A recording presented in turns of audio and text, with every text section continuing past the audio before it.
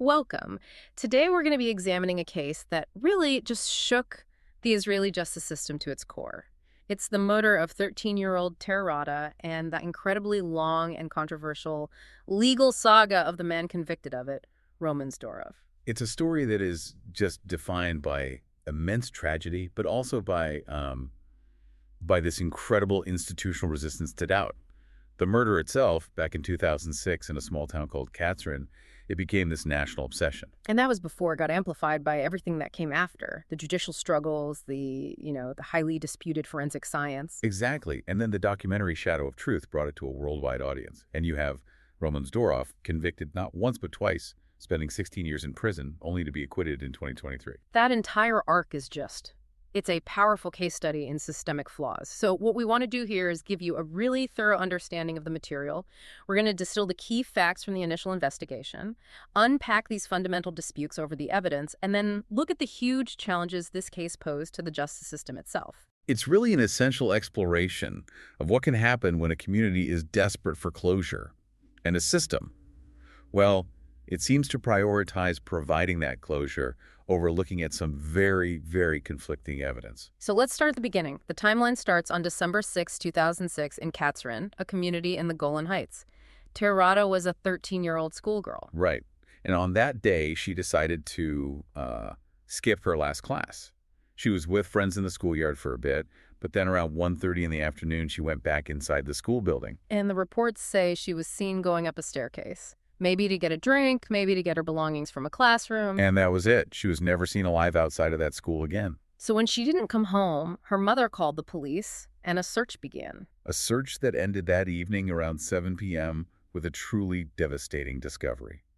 Tara's body was found in a locked stall in the girls' bathroom. The scene itself was horrifically violent. It was. She had 2 deep cuts across her throat. There were multiple other cuts on her face, her torso, her hands. Injuries that strongly suggest she fought for her life. Yeah. And the stall was small, so there was a lot of blood spatter. The initial phase of the police investigation, it seems like it was all over the place. They were cycling through theories and suspects very, very quickly. That's precisely right. In the first few hours, the police thought the perpetrator was probably a classmate, someone Tair knew from school. But they dismissed that almost immediately. They did. Then they detained a homeless man. A few days later, the school gardener. But both of them had solid alibis and were released pretty quickly. And that's when they pivot to Roman Zadorov. He was a 29-year-old immigrant from Ukraine. Yeah, he was working at the school as a floorer for a contractor. He was detained for questioning on December 11th, which was only 5 days after the murder. The focus on him was incredibly fast. It was swift, and for the investigators, it was absolutely conclusive. By December 19th, just 2 weeks after the murder, the police held this big press conference. Right, and they announced he was the prime suspect. They did more than that. They publicly stated that he had confessed to the murder and had even participated in a detailed reenactment of the crime. For the public, that was it. Case closed. But here we get to the first really crucial point of instability in this whole case. That public announcement was undermined almost instantly. The very next day, Zadorov's attorney told the police that his client had recanted his confession. He said it was coerced, that it was false. This is so fundamental to understanding the next 16 years of legal battles. It is, because he later recanted his second alleged confession too. And when the indictment was finally filed, Zadorov had refused to sign any formal confession document at all. So the prosecution went ahead without a signed confession. They did. They proceeded based on the testimonies of the police officers about what Zadorov supposedly said and did during the interrogation and the reenactment, not on a signed document. And then there was the problem of motive. The investigators clearly struggled to give a credible reason why Zadorov, who didn't even know Tair, would do something so violent. They tried 3 different explanations, and you can see them sort of grasping at straws. First, the police came up with this very specific story. Zadorov killed Tair after she insulted him because he wouldn't give her a cigarette. A theory that just completely fell apart. Instantly. Tair's family, her friends, they all said it was impossible. She didn't smoke. She hated the smell of cigarettes. She wasn't confrontational. The police had to drop it. So what was their next attempt? They shifted to this psychological profile. They claimed the murder came from this deep, buried rage because Zadorov had supposedly suffered sexual abuse as a child in Ukraine by female classmates. The idea was that students pestering him that day caused him to just snap. But they couldn't confirm any of that history, could they? No, they couldn't confirm the abuse, and they certainly couldn't produce any evidence linking some unconfirmed past trauma to this sudden explosive violence against Tair. Yeah. So 2 failed attempts to establish any kind of reasonable link, and then the official indictment was filed. Filed with absolutely no motive presented for the murder of Tair Rada. None. That's significant.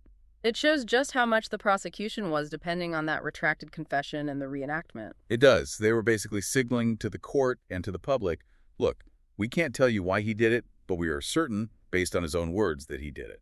For a lot of people, that lack of motive was the first big red flag that this case was built on a shaky foundation. Okay, so let's really get into this. When a murder case has no clear motive and it's relying on a confession that was taken to back, everything shifts to the physical evidence.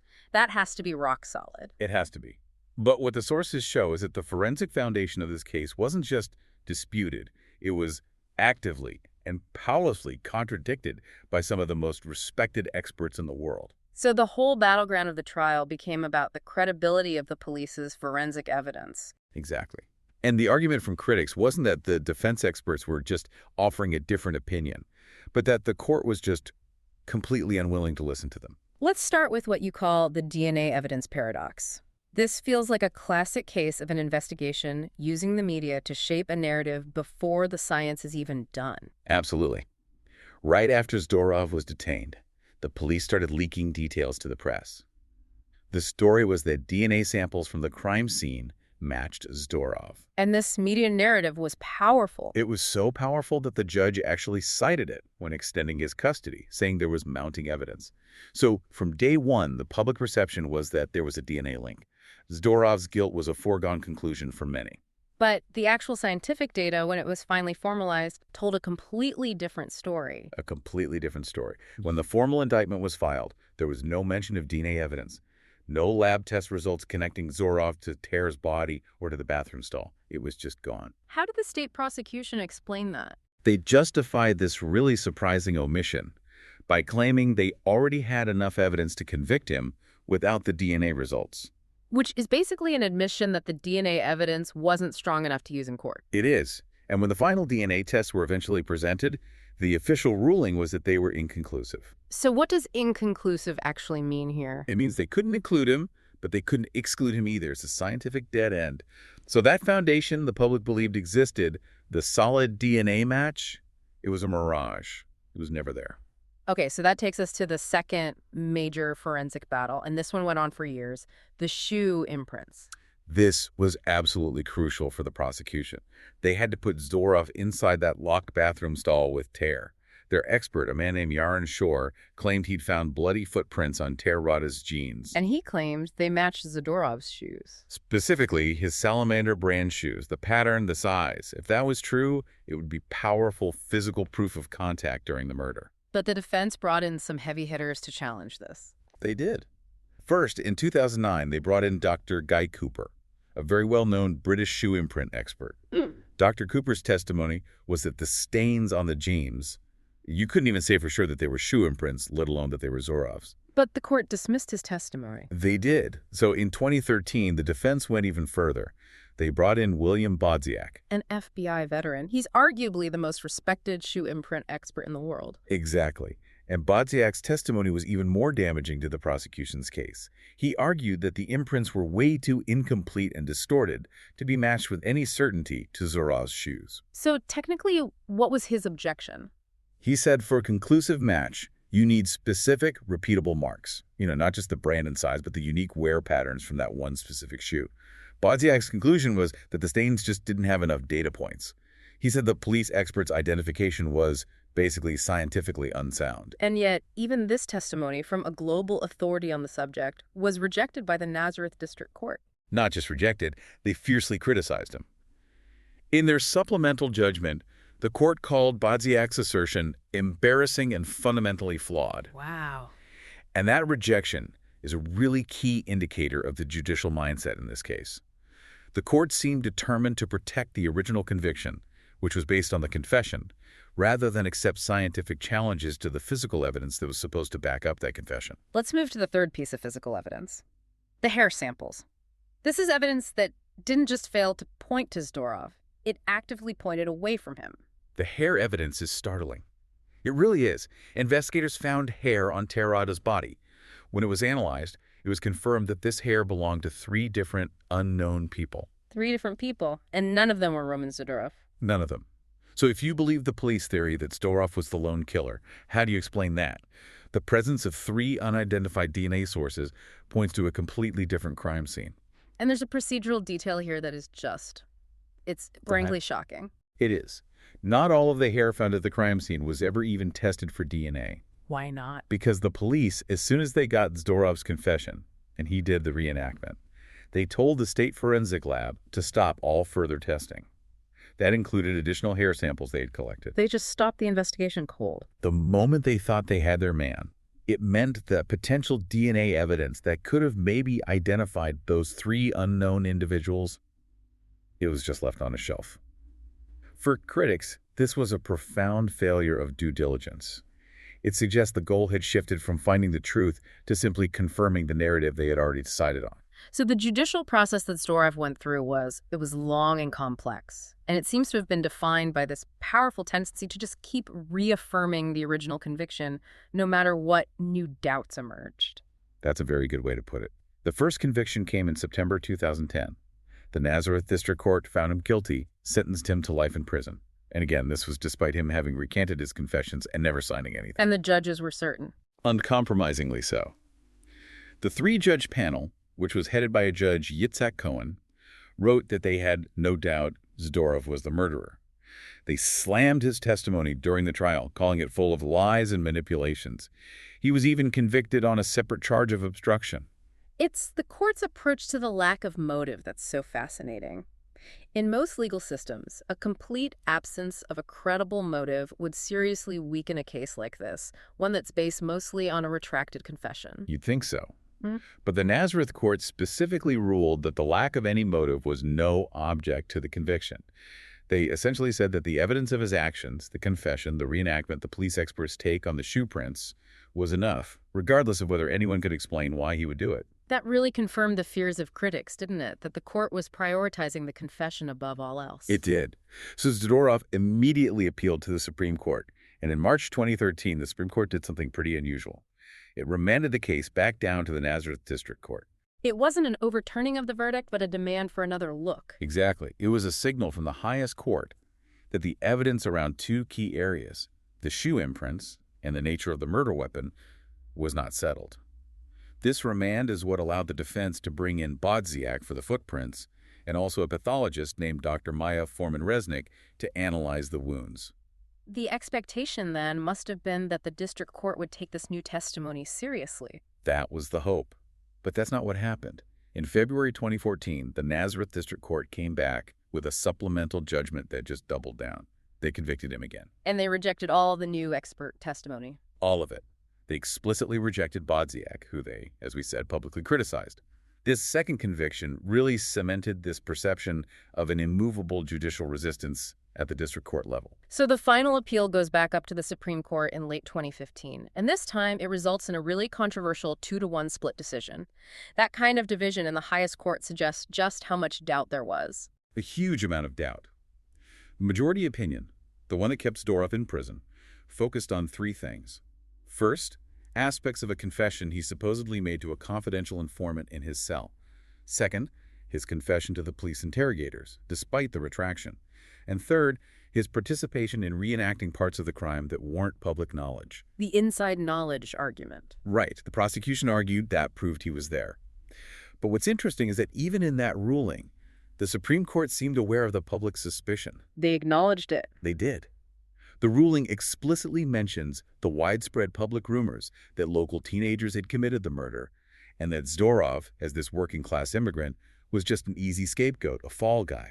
The fact that the court noted this massive public skepticism but still upheld the conviction, it just shows you the enormous weight they gave to the police's conclusions. But the pressure didn't stop. It just kept building for years, driven by the media and public activists. And that led to a major turning point in May 2021. That's when the Supreme Court did something truly unprecedented. They ordered a full retrial. Justice Hannan-Melzer ruled that the cumulative effect of all the new evidence and all the questions raised was enough to establish reasonable doubt. An extraordinary moment. The institutional armor was finally cracking. It was. And that retrial process took almost 2 years, finally culminating in March of 2023. And Roman Zadorov was acquitted? He was. Acquitted of the murder, again by a 2-1 decision, but this time the majority ruled there was reasonable doubt. After 16 years, he was finally free. The system finally acknowledged that the evidence was just too weak to sustain a conviction. And this is where the story broadens out. It moves from being a dispute over evidence in a single case to a full-blown crisis of institutional integrity. The sources show that the investigation was tangled up with all these later allegations of misconduct and a real lack of accountability in the justice system. Right. This part of the story really shows the systemic conflicts.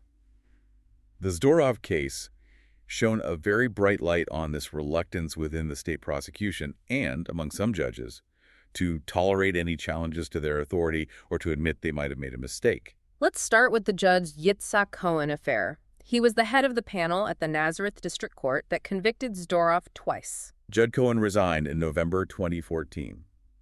It was shortly after the police recommended he be prosecuted for sexual harassment of a female attorney in his chambers. The timing was obviously critical, coming right in the middle of all the scrutiny of the Zadorov appeals. And it went higher than just him, right? It did. The justice minister ordered a probe to see if other high-ranking legal figures, including the state attorney at the time, Moshe Lador, had tried to cover up the harassment allegations. So this scandal directly connected the Zadorov judicial process to broader issues of ethical misconduct and a lack of transparency at the very top. And that crisis of integrity only deepened with the affairs involving the key forensic experts, Dr. Maya Foreman-Resnick and Dr. Hen Kugel. It really did. A prominent law professor, Mordechai Kremnitzer, put it very bluntly. He said, "The conduct of the prosecution is scary. The state prosecution is not seeking the truth." So let's break down the situation with Dr. Foreman-Resnick. She was a senior forensic pathologist, and her testimony was a huge problem for the prosecution. A huge problem. She testified for the defense that the wounds Tair sustained could only have been made by a serrated knife. This was a direct contradiction of the prosecution's central claim that Zadorov used a smooth-edged Japanese knife he owned. And that distinction is critical. It's everything. Because if the weapon was serrated, then Zadorov's alleged murder weapon was physically incapable of inflicting those wounds. But instead of just arguing against her findings in court, the chief state prosecutor at the time, Shai Nitzan, was accused of professional retaliation. That is the core accusation. Nitzan allegedly tried to impose professional restrictions on Dr. Foreman, trying to stop her from appearing as an expert witness in any future cases, essentially trying to cripple her career. It was widely seen as direct retaliation for her giving an honest opinion that undermined their case. And there was political pushback on this. Intense pushback. The Minister of Health, Yael German, actually intervened. She wrote a letter to the Attorney General saying Nitzan's conduct lacks legal foundation and called it a blatant violation of human rights. Wow. Dr. Foreman eventually won her labor dispute, but the whole episode just showed how far the prosecution might be willing to go to pressure professionals who dared to challenge their narrative. And that brings us to the second, and maybe even more explosive, scandal involving Dr. Hen Kugel. He's the director of the State Forensic Institute. The head of the very institution responsible for the state's forensic analysis. The prosecution went to him for an affidavit, probably hoping he would undermine Dr. Foreman's testimony. But Dr. Kugel reviewed the evidence and came to the same conclusion. The murder was committed with a serrated knife. He put that in his affidavit. Which would have been a disaster for the prosecution. The director of their own institute was contradicting them. It was. But what came out later was that the prosecution had already been making false representations to the court, claiming that Dr. Kugel actually supported their position. And the court had relied on that claim. So when Kugel submitted his real affidavit, what did they do? They first tried to gag him. Then they tried to heavily edit the document before it was filed to sort of water it down. When the real unedited affidavit was finally made public, the severity of this became clear. It did. Legal experts immediately started raising concerns that the prosecution's actions making false claims to the court and trying to alter expert testimony amounted to witness tampering. And then Dr. Kugel himself spoke out. He did. In a December 2015 interview, he said, quote, "I am intimidated by the state prosecution." And you just have to stop and think about that. This is the director of a major state institute saying he is afraid of his own government's lawyers. All of this led directly to this crisis of oversight, centered on a retired judge named Hila Gerstle. Right. She was the commissioner of prosecutorial oversight. Her job was to review the conduct of the state prosecution. And she issued a report specifically on their handling of the Kugel affidavit. She found that they had engaged in tampering with witnesses and obstruction of justice. Her public statements about it were astonishing. She did not pull any punches. She publicly accused Chief State Prosecutor Nitzan of not saying the truth and of producing a report full of falsifications. I mean, it's a clear finding from the oversight body that the head of the state prosecution was being dishonest about a high-profile murder case. What was the institutional response to a finding that damning? The walls went up. The resistance was immediate and total. The Attorney General backed the prosecution. And then, in April 2016, the State Prosecutors Union declared a strike. A strike protesting what? Protesting Gerstle's authority to oversee their conduct at all. They went on strike to protest accountability. That's exactly how the public saw it. Faced with this complete institutional backlash, with no support, Commissioner Gerstle resigned. For you, the listener, this isn't just some bureaucratic fight. It's a clear example of the system protecting itself, even when faced with the most serious allegations in the context of a murder conviction. So throughout this entire legal process, the clear problems with the official story led to a really intense public response. And a lot of alternative theories started to develop, often driven by the skepticism of Tair Rada's own family. Absolutely. The most consistent voice of doubt, aside from Zadorov's defense team, was Tair's mother. She stated repeatedly in very emotional public appearances that she simply did not believe Roman Zadorov killed her daughter. Her belief was that the crime was committed by people from Tair's world. Right. Specifically, high school students. She tragically came to suspect they were part of some kind of satanic cult. And she was determined. She filed several petitions over the years demanding the murder investigation be reopened to look into these other possibilities. Were any of those petitions granted? No. They were all summarily denied. Her distrust of the system became total. She's famously quoted as saying, "As far as I'm concerned, anything to do with the court, the prosecution, and the police is pure delinquency. They abandoned my daughter." And it wasn't just the family's intuition. There was specific student testimony from that day that also challenged the police's single killer theory. Yes, this evidence was about what students saw near the bathroom. One student testified to seeing Tair's Puma shoes under the stall door, but also, critically, a pair of youth-size all-star shoes and blood. All-star shoes. So that implies another young person was there. Exactly. It implies that at least one other young person was right there in that spot around the time of the murder. And that just flatly contradicts the police narrative that Zadorov, a man in his late 20s, was alone with Tair. And we know the school was chaotic around that time. Very chaotic. Sources say a lot of students passed by that bathroom. Some reported hearing noises or noticing the locked stall, but their accounts were all sort of brushed aside once the police got the confession from Zadorov. But you add it all up, the other people present, the 3 unknown hair samples, and you can see why the public was so open to the idea that the real killer was never caught. By 2015, this had become more than a legal case. It was a social cause. Oh, definitely. There were large, ongoing demonstrations all over Israel in support of Zadorov. An international petition calling for his pardon was launched, and it got endorsements from figures like Professor Noam Chomsky. The case became a global symbol of a potential wrongful conviction. But the single biggest catalyst for blowing this case wide open again was the documentary series Shadow of Truth in 2016. That series was a game changer. It was a brilliant piece of investigative journalism that just meticulously laid out all the flaws we've been discussing, the DNA paradox, the hair, the serrated knife argument. It brought all of it into sharp public focus. But the final episode introduced a completely new and, frankly, shocking element. The testimony of a man the media called A.H. A.H. came forward and claimed that his ex-girlfriend, a woman called A.K., had confessed the murder to him back in 2012. He said she showed him a knife and blood-soaked clothes. So based on this, A.K. was arrested on suspicion of Tair's murder. She was. But then, once again, the investigation just seemed to hit a wall at a critical moment. What happened? While A.K. was under house arrest, she attempted to kill someone else. She was then committed to a psychiatric hospital, which effectively stopped any real interrogation about the Tair Rada murder. Yeah. The documentary creators and AH claim the investigation into her was deliberately whitewashed by the authorities. The state attorney in the Supreme Court eventually dismissed AH's testimony as unreliable. They did, but it was too late. The public distrust was already set in stone. The case created this massive polarization. You had the chief state prosecutor, Shai Nitzan, publicly attacking the documentary, calling it a danger to democracy. And the creators fired back. They did, saying, "He who thinks that freedom of speech endangers democracy is a danger to it himself."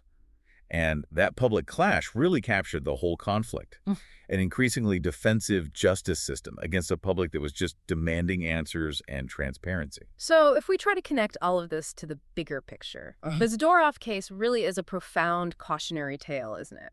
It's about the dangers of a justice system that seems more focused on protecting its own conclusions than anything else. It absolutely is. It raises these fundamental issues about false convictions, and it shows the powerful, sometimes overwhelming reliance on confession evidence, even when it's retracted and contradicted by physical evidence, like those 3 unknown hair samples. This whole saga also gave us a really clear insight into institutional behavior. It showcased the extreme pressure and really a total lack of accountability for the state prosecution. The fact that they face credible allegations of making false statements to the court, of trying to silence expert witnesses, and then successfully fought off independent oversight, it shows that the system's impulse for self-preservation was just immense. Zadorov's acquittal in 2023 was obviously a personal vindication for him after 16 years, but it didn't really resolve the crisis for the community. For you, the listener, this analysis shows how systemic problems, media, and public distrust can all collide in a case like this. Especially when the initial investigation seems rushed, when it prioritizes a quick arrest over a thorough search for the truth. So what does this all really mean? Roman Zadorov was legally cleared, but the source material is explicit. The tragic identity of Tair Rada's killer remains an unresolved question. It continues to challenge the system and the community of Katsarin. All those inconsistencies we've detailed, the serrated knife, the unknown hair, the student testimony about other shoes, the aborted investigation into AK, they all point to other layers of this story that still haven't seen the light of day. The question that lingers is, when a conviction is overturned like this, and the original investigation is proven to be so deeply flawed, does the justice system actually have the will to genuinely restart the search for the truth? Or are some painful cases just closed forever? That's the question that remains unanswered. Thanks for listening.